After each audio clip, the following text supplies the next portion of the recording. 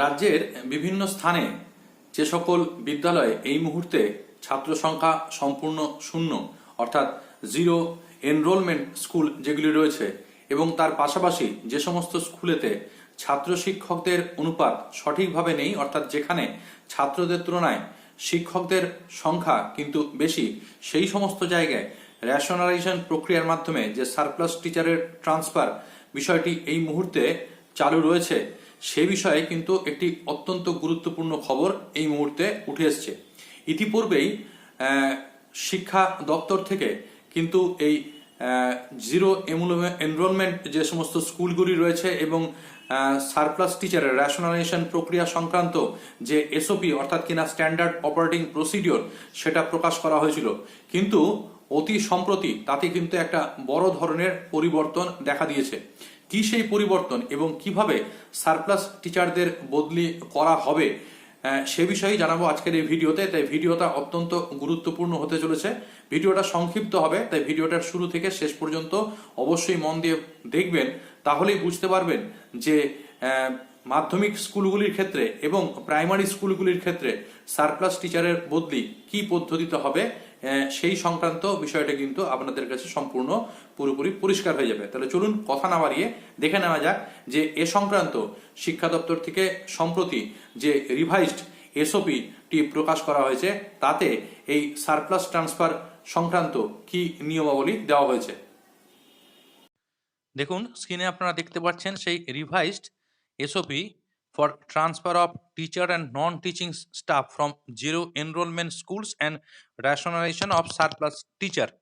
এখানে অবজেক্টিভ যেটা বলা আছে, to ensure optimum utilisation of available human resources by rationalising the deployment of teaching and non teaching staff through the transfer of personnel from zero enrolment schools and schools having surplus teaching staff to school experiencing a shortage of teaching and non-teaching staff as indicated by a high pupil teacher ratio।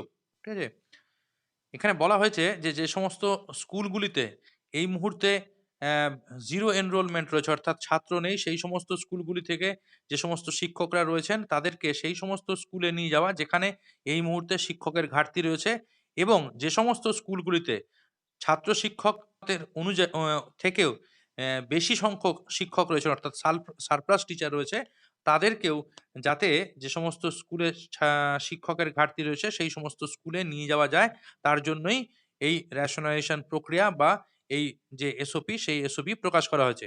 তো এখন দেখা যাক যে এই revised SOP অনুযায়ী বদলির প্রক্রিয়া কি হতে চলেছে। এর জন্য আমাদের একদম 7 নম্বর পয়েন্টে চলে আসতে হবে। দেখুন এখানে বলা আছে identification of staff for transfer, all teaching and non-teaching staff posted in zero enrollment school shall be considered for transfer। অর্থাৎ কিনা যে সমস্ত স্কুলে ছাত্র সংখ্যা শূন্য রয়েছে সেখানকার সমস্ত শিক্ষক এবং অশিক্ষক কর্মচারীদের বদলির জন্য বিবেচনা করা হবে। এরপর বলা আছে teachers who are already placed on deployment may be transferred to the placed school if required as per PTR.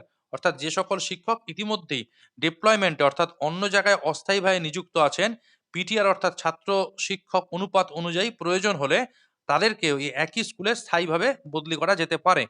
সিতে বলা হয়েছে surplus teacher from other school shall also be identified, অর্থাৎ অন্যান্য স্কুল থেকেও উদ্বৃত্ত শিক্ষকদেরকে কিন্তু চিহ্নিত করা হবে। ডি পয়েন্টটা খুব গুরুত্বপূর্ণ, for determination of the surplus teacher of A school teachers younger in biological age shall be considered first.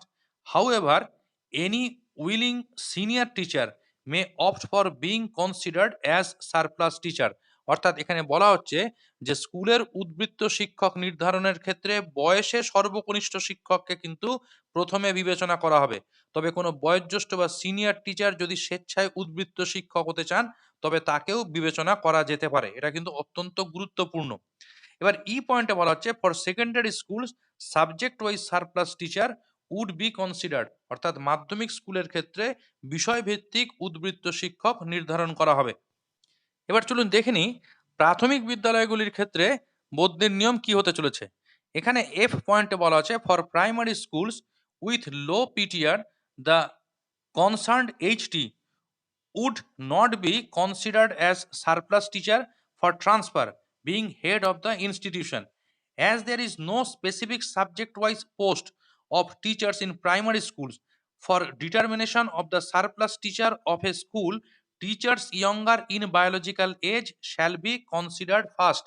অর্থাৎ যে সমস্ত প্রাথমিক স্কুলে শিক্ষক ছাত্র অনুপাত কম, সেখানে প্রধান শিক্ষককে, যেহেতু তিনি প্রতিষ্ঠানের প্রধান, সেই কারণে তাকে উদ্বৃত্ত হিসেবে ধরা হবে না। যেহেতু প্রাথমিক স্কুলগুলিতে বিষয়ভিত্তিক কোনো পদ নেই, তাই উদ্বৃত্ত শিক্ষক নির্ধারণের ক্ষেত্রে বয়সে যিনি সর্বকনিষ্ঠ হবেন তাকেই প্রথমে বিবেচনা করা হবে। অর্থাৎ এখানে কিন্তু কে কত বছর চাকরি করছেন ওই স্কুলে, সেই সিনিয়রিটি বা সেই সবচেয়ে পরে যিনি জয়েন করেছেন তা কিন্তু দেখা হবে না। দেখা হবে তার বয়স, অর্থাৎ বয়সে যিনি কনিষ্ঠ হবেন তাকেই সারপ্লাস টিচার হিসেবে ধরা হবে এবং তাকেই অন্যত্র বদলি করা হবে। তো এই যে রিভাইজড এসওপি, এটি কিন্তু শেষ পর্যন্ত শিক্ষা দপ্তর থেকে জারি করা হয়েছে এবং আগামী দিনে যে শিক্ষকের বদলি, সেই সারপ্লাস টিচারের বদলি কিন্তু এই নিয়মেই হতে চলেছে। এই বিষয়টা আপনাদের সাথে শেয়ার করার ছিল, তো আপনাদের সাথে শেয়ার করলাম। অবশ্যই এর গুরুত্ব অনুভব করে আর যারা শিক্ষকরা রয়েছেন তাদের কাছে খবরটা পৌঁছে দেওয়ার অনুরোধ রইল।